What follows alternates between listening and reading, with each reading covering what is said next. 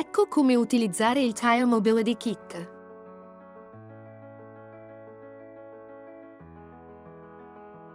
Se uno pneumatico è danneggiato, parcheggiare nella corsia di emergenza o in un parcheggio nelle vicinanze.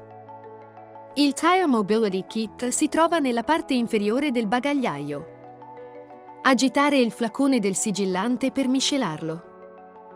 Collegare il tubo del compressore al tubo di iniezione del sigillante. Svitare il tappo di ingresso dell'aria della ruota dello pneumatico danneggiato e collegare il tubo del sigillante all'ingresso.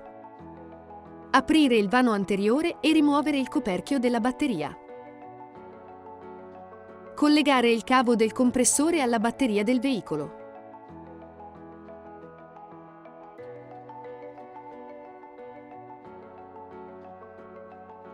Avviare il veicolo e accendere il compressore per iniettare il sigillante. Dopo aver iniettato il sigillante, guidare a bassa velocità per 10 minuti in modo che il sigillante si applichi correttamente. Aprire la portiera del conducente e controllare il livello di pressione dell'aria consigliato. Azionare il compressore per aggiungere aria fino a raggiungere il livello di pressione dell'aria consigliato.